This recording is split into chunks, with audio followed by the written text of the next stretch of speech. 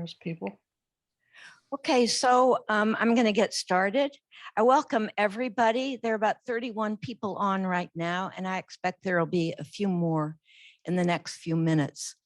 I welcome you, particularly on this All Souls Day, which seems to me a perfect day for us to call to mind individuals who are no longer with us, but who once lived on this property and who the Sisters of Loretto held in bondage. So it would be right to call Loretto Mother House a place of wounding. Of course, we meant to be kind. Of course, we probably were very, very gentle, but there's nothing that replaces personal freedom and dignity. So a place of wounding. I first heard that phrase when I came upon an internet piece about a group of artists in Lexington who had created an installation picturing those persons who had been wounded in the place of the slave market in downtown Lexington. And in response to that knowledge, they had created images of what they called the ancestor spirits. So I called them up. I called up the visual artist, Marjorie, and I said, we have a place of wounding. Is there a way that we could collaborate? And what we have today, and then what we will celebrate with them on November the 17th is a result of that collaboration. So I want to present you to the team that call themselves I Was Here, and their work that they call I Was Here. And I'm going to turn it over to Marshall, I think. You're correct. Thank you, Sister Eleanor.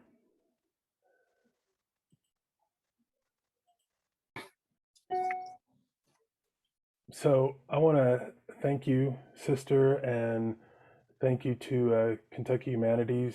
We appreciate the continued support for the initiative that we are taking part of and helping to move forward, just as you all are. Let me just confirm, do you all have a good visual of my screen? Yeah. Yes. Excellent. So in September 2020, we gave a presentation sponsored by Kentucky Arts Council and the Kentucky Historical Society. Our first call was from Sister Eleanor Craig. She shared the fact that the Jesuits brought enslaved people when they came to Kentucky. In today's presentation, we'll talk through the history of the project, what we're doing now and what's to come. The mission of this project is to reshape the American commemorative landscape. To repair the wound that enslavement created, it will take all of us.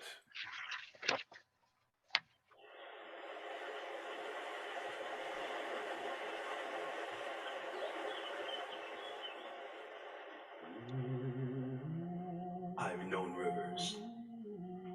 I've known rivers ancient as the world and older than the flow of human blood in human veins. My soul has grown deep like the rivers. I bathe in the Euphrates when dawns were young. I built my hut near the Congo and it lulled me to sleep. I looked upon the Nile and raised the pyramids above it. I heard the singing of the Mississippi when Abe Lincoln went down to New Orleans, and I've seen its muddy bosom turn all golden in the sunset. I've known rivers, ancient, dusky rivers. My soul has grown deep like the rivers.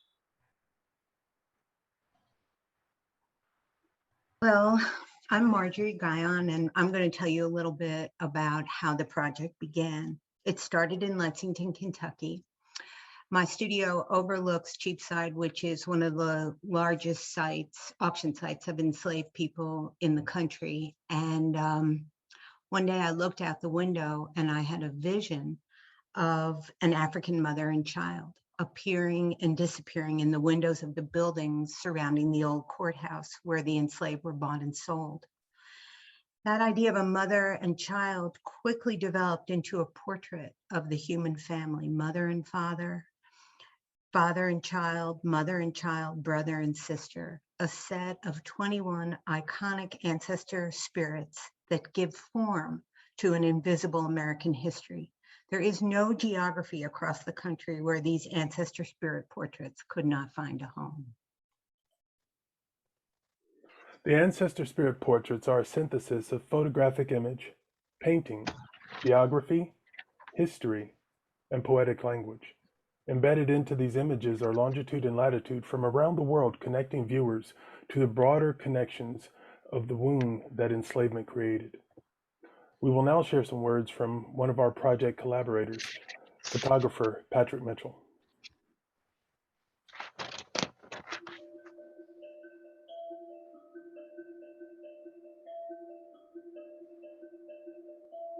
Hi, my name is Patrick Mitchell. I'm the photographer with I Was Here.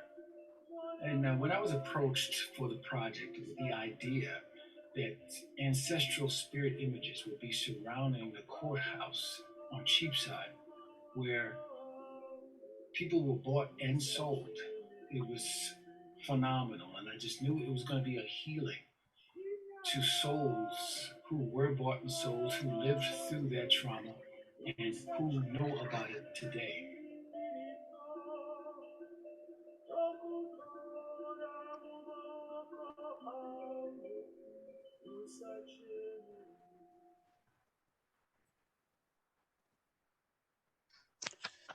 One of the fundamental ideas of this project is to bring the arts and humanities out of the museum, out of the art gallery, and onto the spaces where the public gathers. Placing the spirit portraits in unexpected places creates a presence, a visual for American history. Barry, please tell us, what is an ancestor spirit?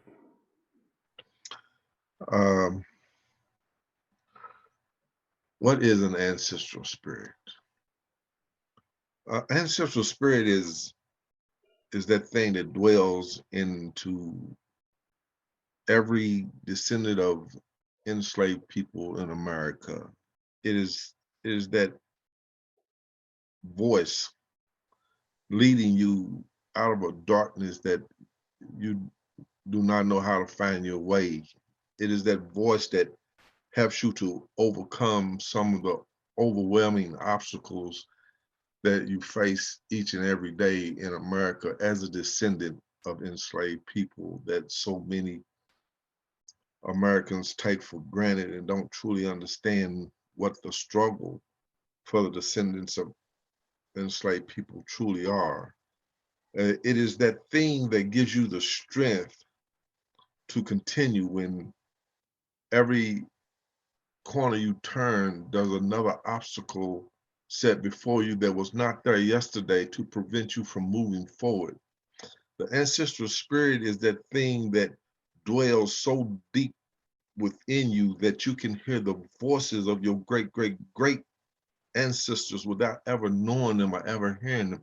The ancestral spirit is that strength that allows you to rise when you have the when you have the whole world upon your shoulders of 1,000,000 pounds of the things that you have to carry and bear each day just to survive the struggle of yesterday that you know you're going to face tomorrow if it so be the Lord's will.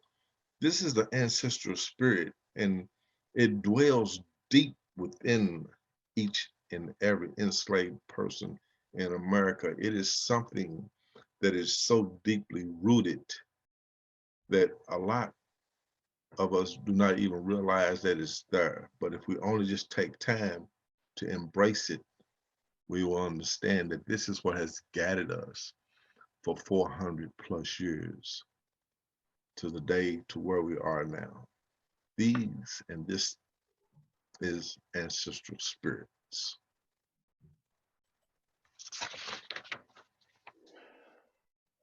So, through this project, we found a way to tell the story of America. This is an historic image of Inwood, New York. from 1910. Layered into the picture is an ancestor spirit, creating a face and form for those whose work was unrecognized. Oh, let me go back. There is geography. There is a geography of pain hidden in plain sight across the streets of our country. This is like an illness that is felt but undiagnosed. We must reveal the past to heal the present and to protect the future. Marshall, you're so right. You know, it's easy for history to be reduced to occurrences we'd rather forget. This hides the truth and the lessons it contains, much like a person sharing the history of their family, recounting both triumph and grief. The project tells the story of America. It provides a means to reflect on who we are, on where we are, and crafting a vision of who we could be.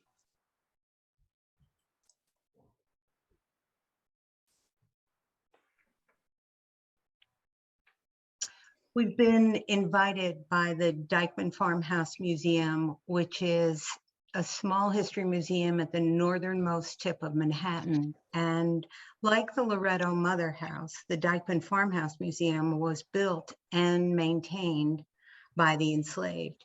And they have invited the project to become part of the neighborhood of Inwood, which is very, very exciting.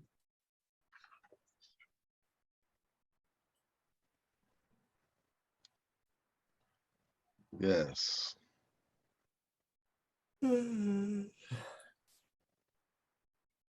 Barry, please tell us, how do we bless this land? How do we bless this land? Let me see. Where do I begin? I wrote this prayer for the sanctification that we first did on Short Street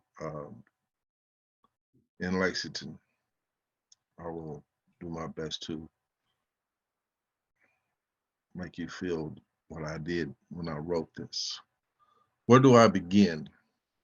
How do I find my way home? How do I understand a language I have never been taught? Battered and bruised, but never broken. Jesus and his crown of thorns to bear the sins of man. For the Spirit is real and it dwells within me. I have no fear of it ever leaving me. Lord, what will you have me do? I stand here today to bless the ground that my ancestors stood on, like sheep to the slaughter. Their blood, sweat, and tears, the ground where they stood, I stand and cried, I stand in this brokenness. How does one bless this place? How much time does one have to right a wrong? How much time does one have to admit to himself he has committed an unforgivable wrong, but has yet been forgiven? This is the question every man must ask himself. I'm calling your name. I stand here today to talk to the fathers of my father. You endured so I could survive. You endured to give me this voice in this world. This world doesn't scare me anymore. I put on the robes of my ancestors. This world does not frighten me anymore. This world does not frighten me anymore. I go deep before I go wide. I speak this into existence. I'm calling your name. I see the river of blood shed on the trail of tears. I see the mountain of bodies that have been left behind. The families broken. I feel the pain of the mothers whose children have been snatched out of their arms. The fathers denied the right to see their sons grow. Because your daddy was nothing, you're nothing? No. Because your mother was nothing, you're nothing? No. I will break the chains of the past. I will do this. I will make us proud. How do I find my way home? I'm calling your name. I am my father's father's father. Their spirits dwell within my heart and mind and guide me through this uncharted territory. We are consecrated through blood and tears. How did you live a life that was thrust upon you by force? How did you understand a language you had never been taught? Today we stand as one and give thanks and bless this land that has not blessed us. The spirit of my ancestors visit my dreams every night, whisper in my ear, and I'm standing on their shoulders. There's a challenge to overcome the past, to overcome the chains of the past. There's a challenge to sanctify my manhood, my identity, my humanity. They are one, and I am one with them. Connect the spirits that takes flight. The California wildfires have nothing on the ancestral spirits, for it is only by knowing that a cattle on 1,000 fields belong to my Father. Therefore, they belong to me as well. And not only do I claim it, it has been promised to me. I'm calling your name. I have not yet seen where it ends. I'm just a man. What God has made me is what I am, battered and bruised, but never broken. Jesus and his crown of thorns to bear the sins of man. I'm calling your name. Amen. I am buried down there in Burton.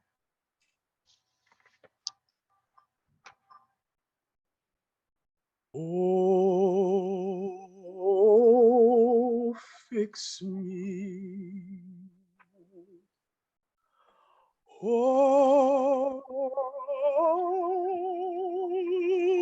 fix me. Oh,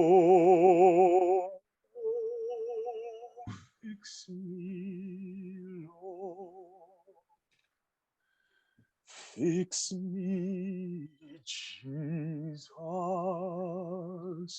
Fix me. Fix me, Jesus. Fix me. Fix me. Fix me, Jesus.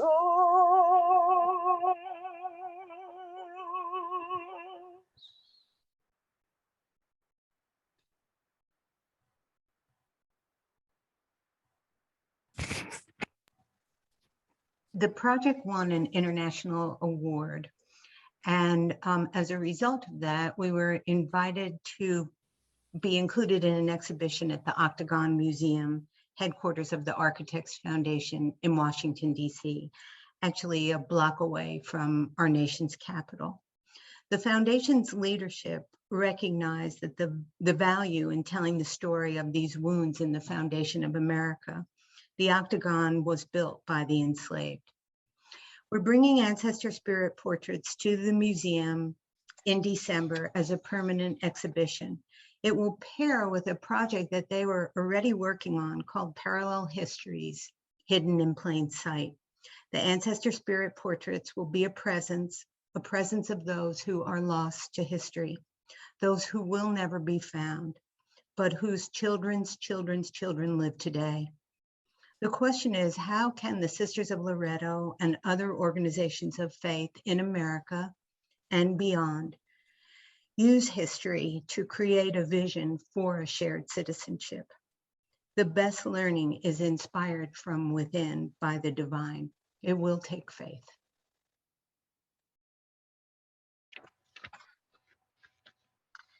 This building in Lexington, Kentucky stands facing the auction site. These physical locations are wound sites that we need to acknowledge and heal. For this wound was created by enslavement, and it has etched the soul of America. Sometimes I feel like a motherless child. Sometimes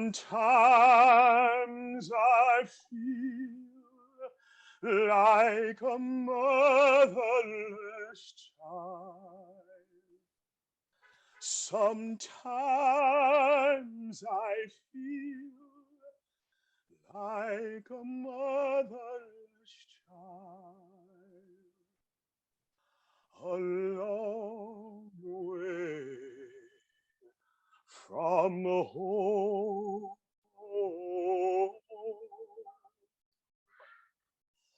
A long way from home.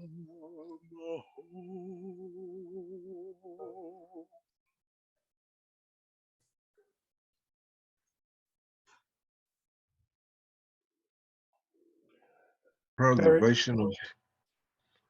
Preservation of history.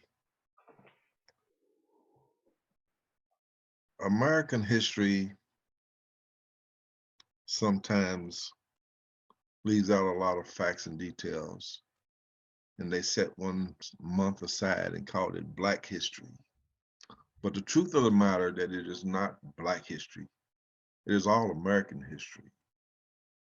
How can you separate one from the other when they're so tightly intertwined? For without the physical being of the enslaved people of America, to be honest, America would not exist today without the manpower, the free labor, all of the inventions that came out of the period of the enslaved people. So when we speak of history, we must come to a pointed understanding that we must tell America's whole and true history as it truly unfolds for America to be as truly great as it should be. Everyone must be included equally in its conception and its growth and its ability to change the face of the world. And if we come to terms with this and tell the true history of America's beginning, it is then that America begins to be a truly, truly great country. Amen. We are humbled and grateful to have received the call from Sister Eleanor Craig last fall. Your community is part of the Kentucky Holy Land. Ancestor spirit portraits have been installed in the Mother House, and November 17th, we will join you in a ritual of remembrance and sanctification.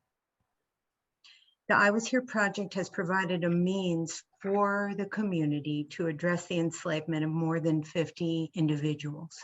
Loretto has invited their entire community during this initiation of a deeper level of transparency, where we all seek to overcome the racism in ourselves, the Loretto Society, and our greater world. This sanctification ceremony will be part of the annual assembly of the Sisters of Loretto.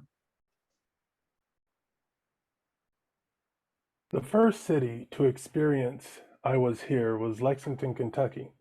The portraits serve as memorial and guardian while simultaneously creating a visual for history.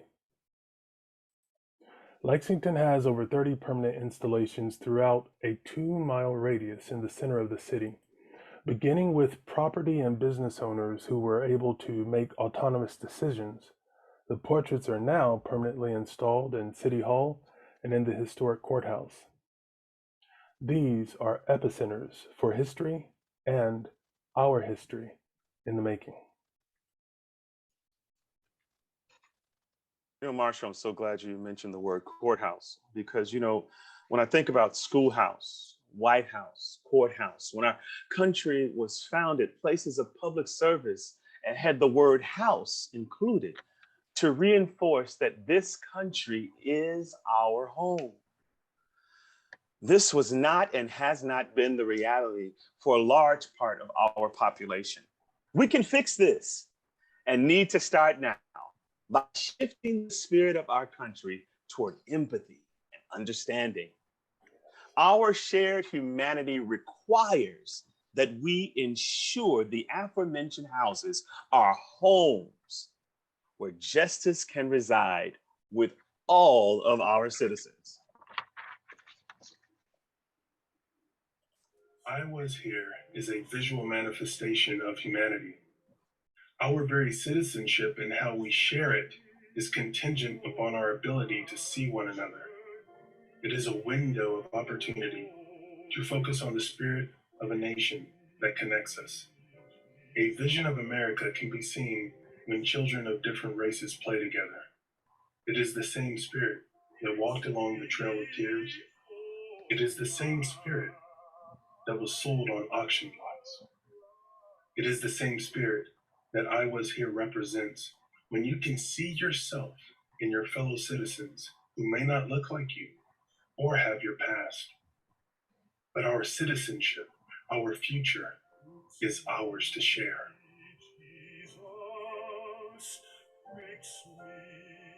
Make a wish on me, America. I'm a twinkling star. You can make a wish on me, America. America, you tried to destroy the ground where I could grow and prosper and conjure on my own.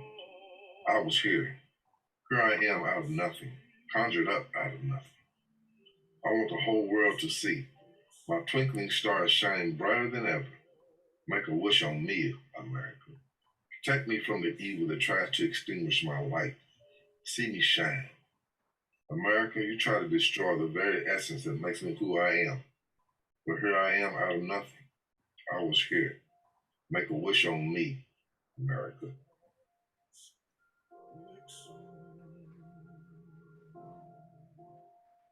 The heat of a forest fire creates a condition. There are certain seeds which can only be triggered by extreme heat to break open and grow. In today's conditions, at this time in our world and in our country, I Was Here is a seed opening.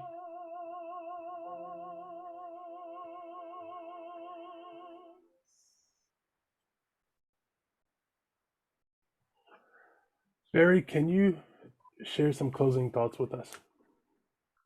Yes. Buried in the birth of this nation is the brokenness of our citizenship. I'm calling your name is a phrase repeated throughout the prayer I wrote for the project.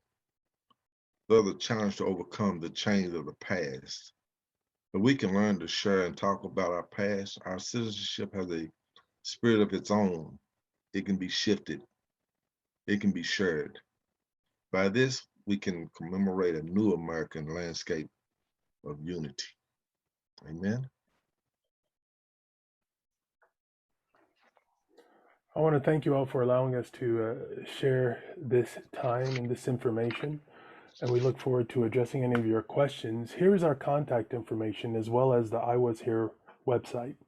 We thank you for inviting us to work with you, and we look forward to how our collective work can shift the spirit and how it can grow in Loretto, our country, and the world. Thank you. Amen. Thank you. Thank you all.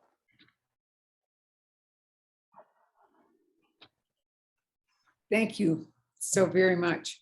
Yes, thank you very, very much. We will take some time for questions and your answers. But first, Marjorie, would you introduce each person? Sure. First, I would like to introduce Marshall Fields. He is the community liaison for the project.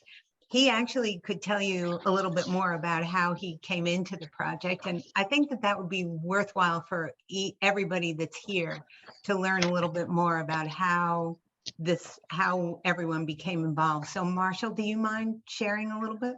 Not at all. I initially came into the project as a model. You may not be able to tell it with my pre-COVID image versus my, post-COVID hair that I have now, but I was one of the models in the art. I look very different.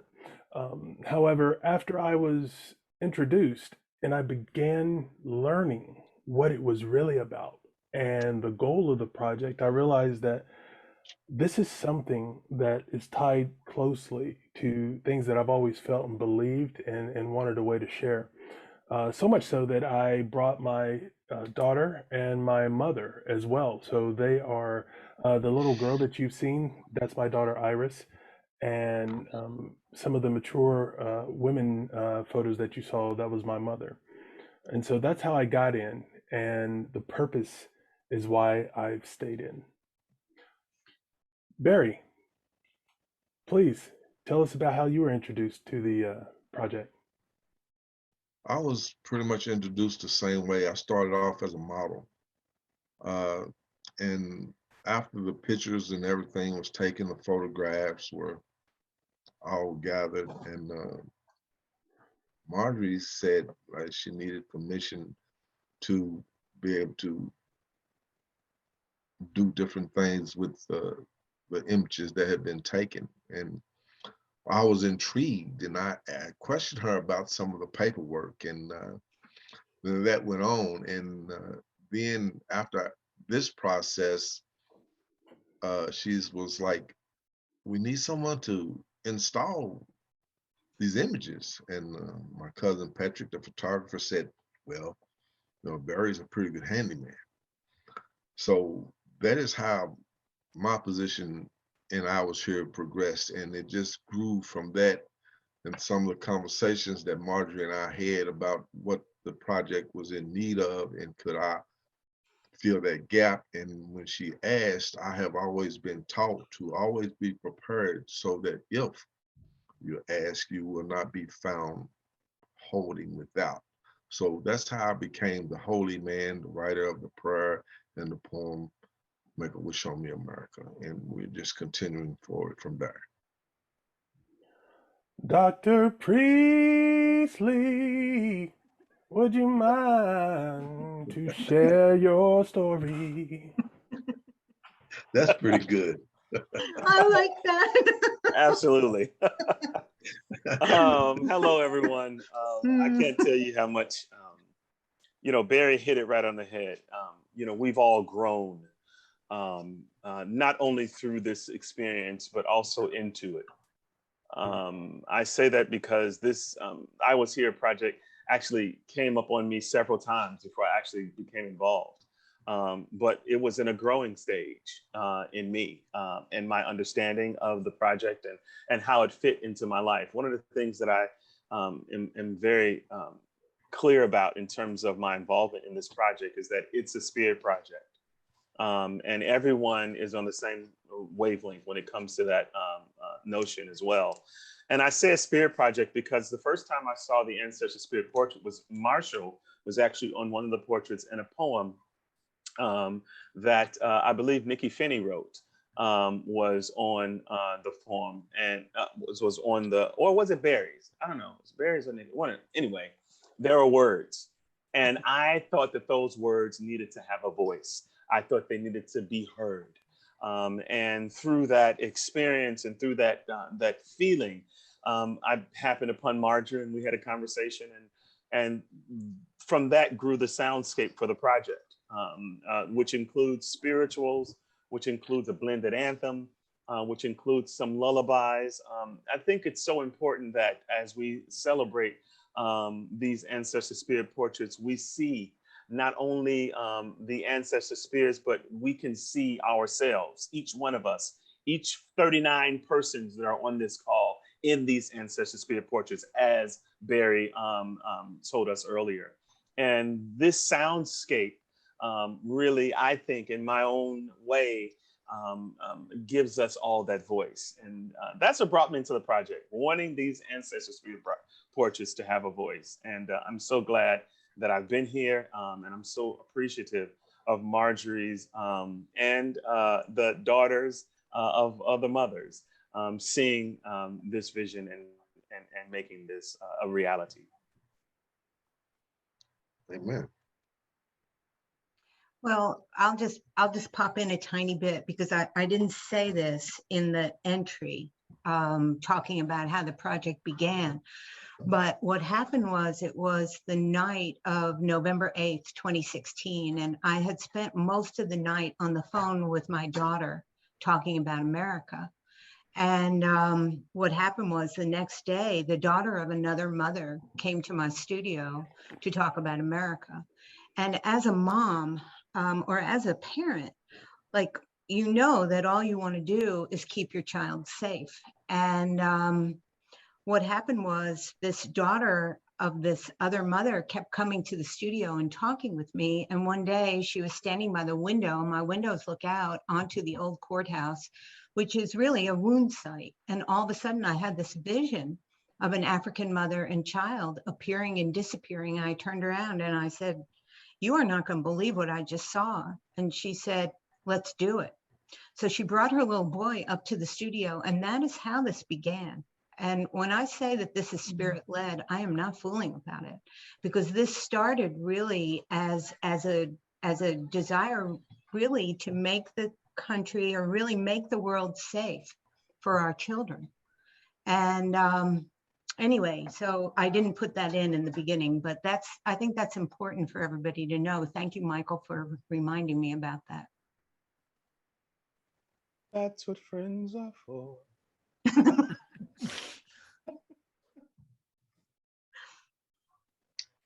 Wow.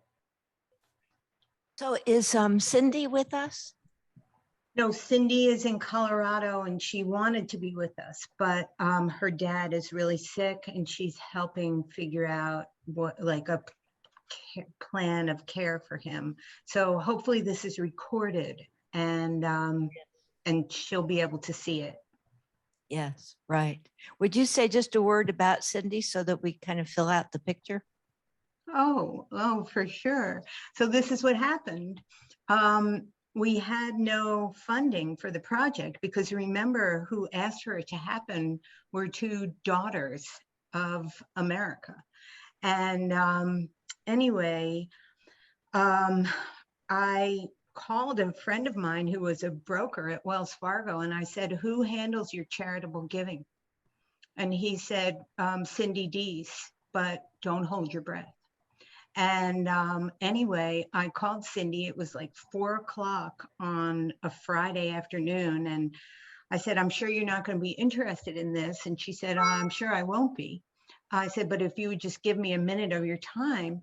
And after a minute, she said, "Send me everything that you have about this project," which turned into, Cindy, I would say, is like really one of the dearest and best friends of the project. And she has become an administrative volunteer.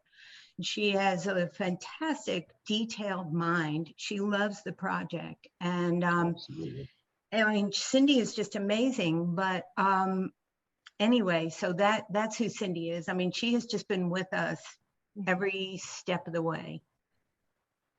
Yes, wonderful friend. And all of you have been, I feel really close to you. My friends here at the Mother House are all looking, I don't know what they think, but I feel like I'm with my buddies. Let's see if there are some questions. First, we'll see if there's some here in the room, okay?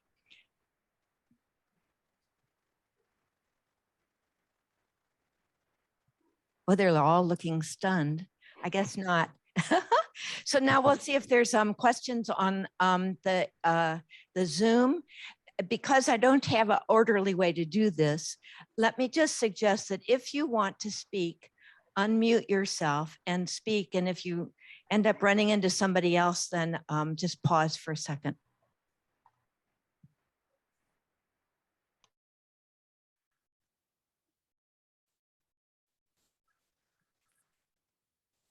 Okay, here's one question from Teresa Kubasek, who's one of our Loretto members. She wants to know how are the images put onto the buildings?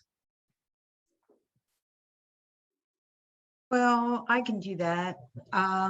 There are several ways, but initially what we did was we had the images reproduced onto translucent tapestries, and so that they could be installed in windows, and so that you would be able to see through them, and that they would be visible on both sides. And which is kind of a metaphor for this project, is having light come through it.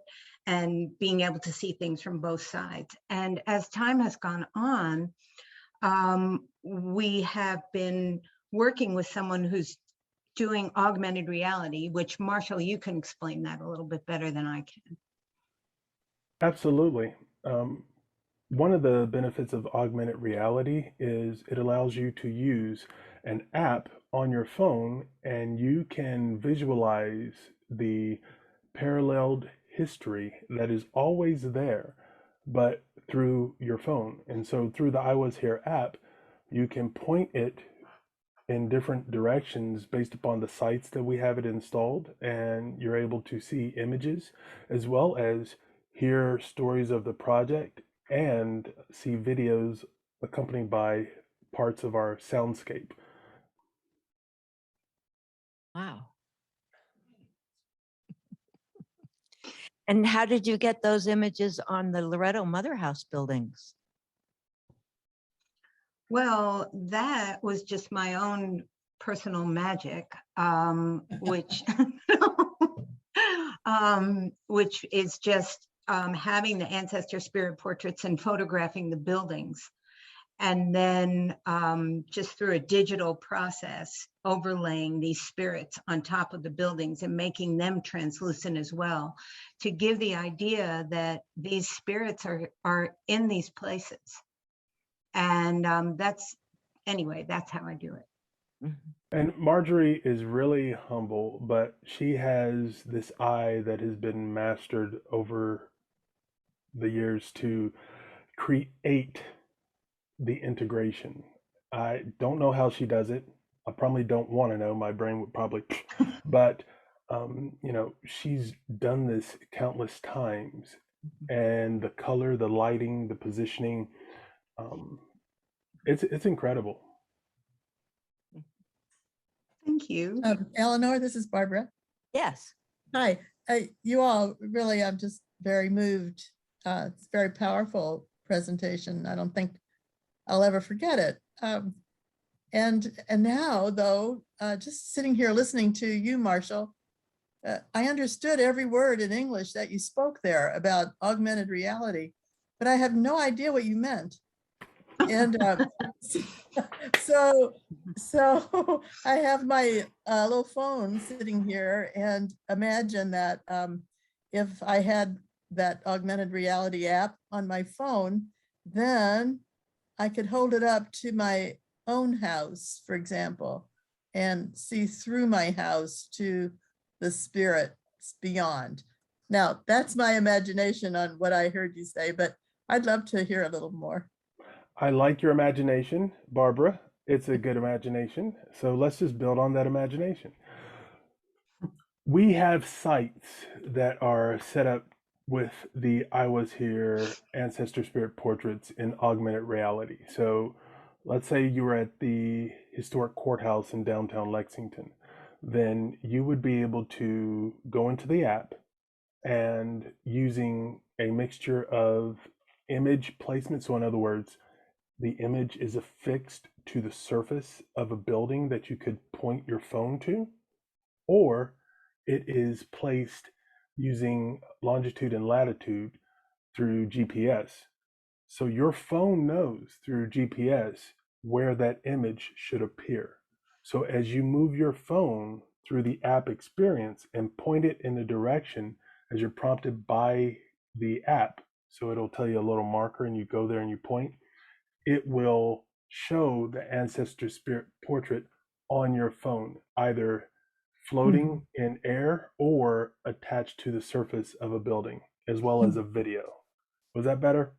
Thank you. That it's a lot better and more for me to help my brain explode upon this afternoon. Thank you. So Marshall, will you identify some of the sites? Yes, we have several in progress. One that you can look at now is in Lexington, Kentucky. If you're familiar with downtown Lexington, where the historical courthouse is, that's the main site that we can share right now. We have some other ones that are in development. And just so you know, I am not the app person, okay? I am not, so I am in dangerous waters. I think I've reached the end of my intellectual capability to explain it. I'm a communicator, so I can do that. However, we have some other sites that are still in progress, and as far as the exact release based upon updates that are being made, I can't share that with you. So as Loretto studies more closely the lives of the individuals who we held in bondage, could we be one of the sites where that app works? And could the ancestor spirit images and the audio that goes with it be available to people who visit here at Loretto? It could be. Well, Yes, I mean, it would be another phase of the work that we're doing with you, but that could happen for sure. Mm-hmm. What do you all think? Is that an idea? We have a little modest yes here. Are there other questions? I have a question. So I'm just curious for Marjorie, and then at the same time on the other side for Barry, Michael, and Marshall. I know we talk a lot about now, want to be working together, but then there's always worries about cultural appropriation and this and that. And I wonder, Marjorie, as a white artist, how you went about creating those bridges with the Black community in order to have them feel comfortable with you. And then for Barry, Michael, and Marshall, how it was when you felt approached by Marjorie, how you received that idea at the very beginning when she presented it to you. Marjorie, I know that she wanted you to go first, but do you mind if I hop in just real quick? No, I don't mind at all. Yeah. Okay. So it was Sarah, correct? Yes. Okay, great. Sarah, I appreciate your question. And I noticed when you began it, you said from one side, Marjorie, and then from the other side, the people of color on the team. And I will tell you through the progression of the project and how we've all closely collaborated together to bring this to fruition, we've realized there is no side. There are no sides. We might have pigmentation in our skin that gives us a different color, but we are all one. And so this was not something that Marjorie did and then brought people in. The spirits connected us. It created a team. And Sister Eleanor Craig is part of that team. Everyone who decides to take up the mantle to correct a lot of the things that man has messed up with God's perfect plan in this world become part of that team. And so, just speaking from personal experience, I know that oftentimes when there is an initiative that revolves around Afrocentric or African American history, the ownership or the right to share that information is often designated as someone belonging to that particular race or culture.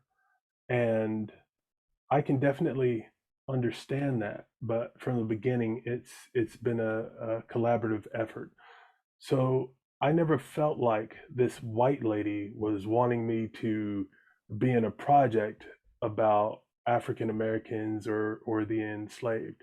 I felt like a soul had connected with the humanity that resides in all of us and was looking for a way to express something that had been denied a form of expression. And that's what artists do. Thank you. That was beautiful. And I hope my question was not offensive. No, no, no, no. And here's the key. We have got to have these type of conversations. And they have to be with the spirit of love and the spirit of curiosity. Because what you did bring up was a real potential of something, happening. And I'm glad that you did. So no, you are a-okay. Thank you. Sarah, I No, also think that sometimes in these situations, people don't bring up those types of questions, and they go unanswered, and they go misunderstood, and they just take on their own morph. And I think that's why we're in a situation that we are in a lot of ways, in terms of racial tension, because they have all these questions, but no one says anything. And that's why I'm so excited about the I Was Here project, and we're able to say something. We're able to speak eloquently about not only about race and race relations, but about being people, because that's what the I Was Here project is about. It's about acknowledging human beings.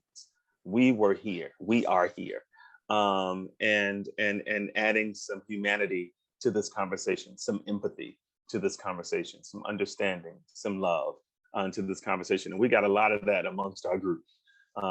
And I think that permeates who we are. And I think that's why this project will continue to be successful, and people will continue to ask those types of questions. So thank you, Sarah, for what you've just done. We are appreciative of that. Yes, thank you. Yes, I have to say that it was seeing the images that made me reach out, and it was that they were human beings. The individuality in the images is extraordinary, and once we see a human being as a person, they're really the accidentals of our pigmentation or our gender or our age are just not the things that dominate. It's the personness that does. And Marjorie's images, the images that all of you created by posing and by putting the soundscape around the images, that made every image a person, and made me realize that our goal here at Loretto is to find those persons who were here on this ground of wounding, and to come to know them in the same way that the images invite being known. We're getting up to the hour, and I realize that there's some questions on the chat that I can't see, but Marjorie, you might be able to see them.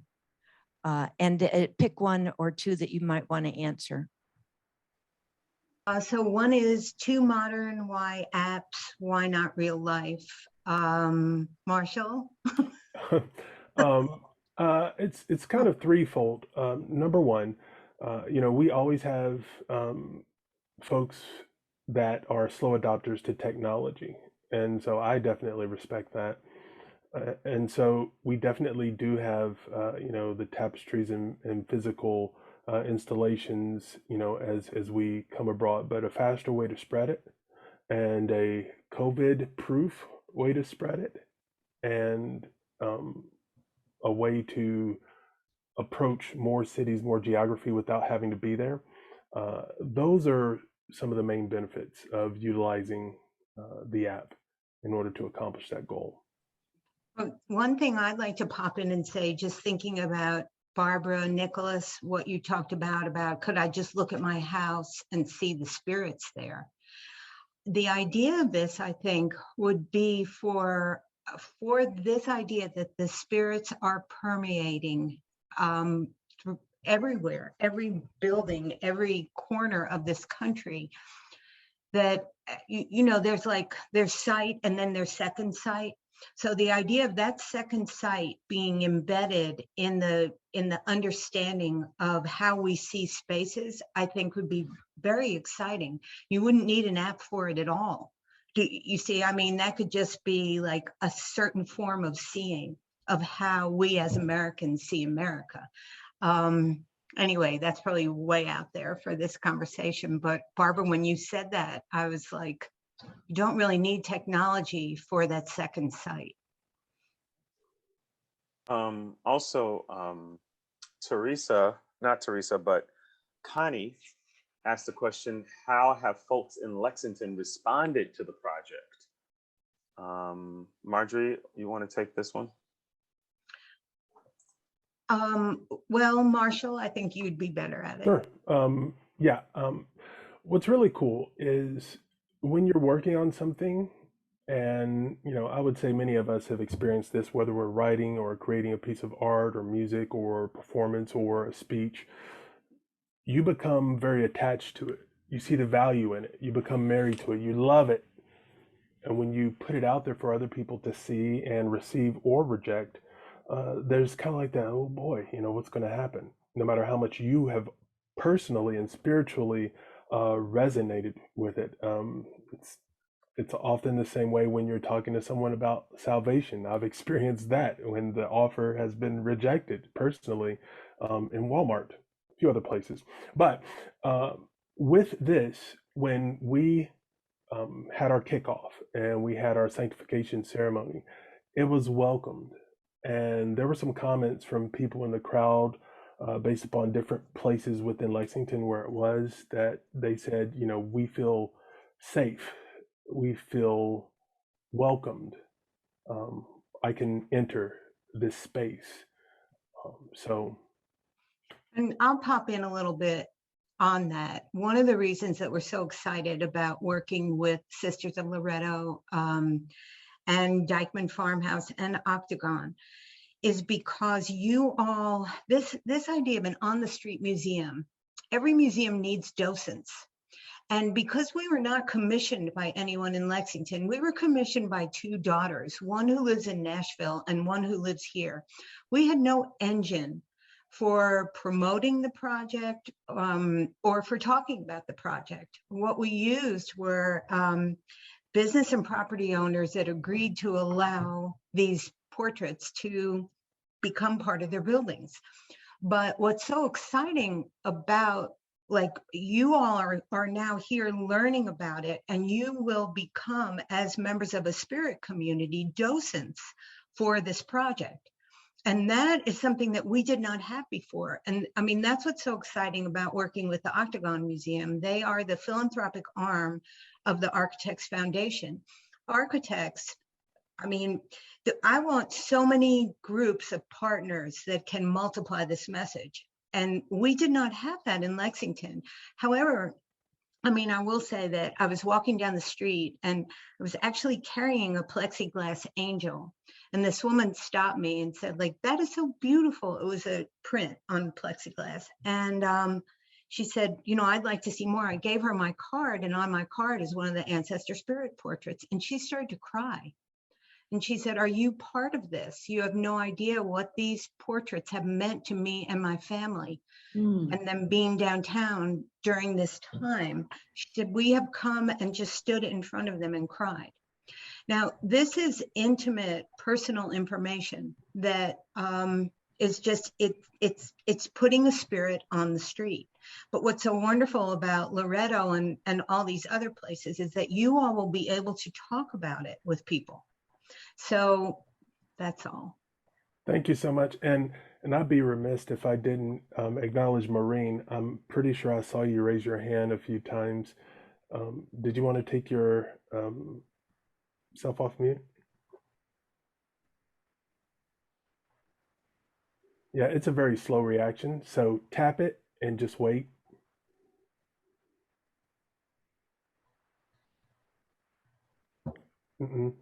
Tap your microphone and then just wait. Just tap it one time real quick.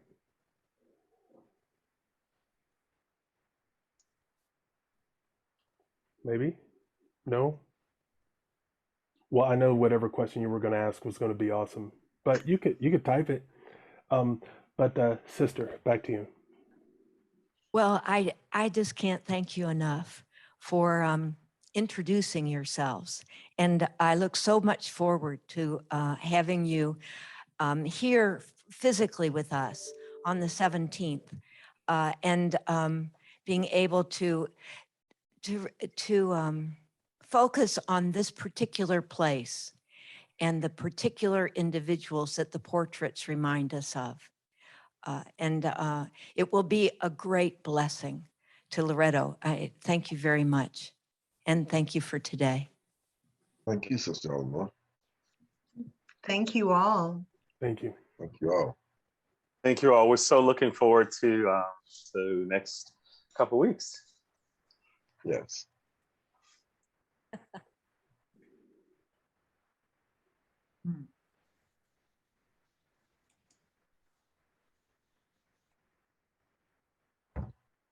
Bye-bye, everyone. Seems like we have some music playing. Everyone have a Or blessed something. evening. Take care. Be blessed. Be blessed. Thank you so much. Thank Oh, you. Maureen. Thank you. Bye-bye. Good to Bye-bye. see you, Marjorie. I was wondering if you were still taking more pictures, finding new poems, etc. Thank you so much. That's what Maureen wanted to know. How we were adding things to. Awesome. All right. God bless you guys. Take care. Bye, everybody.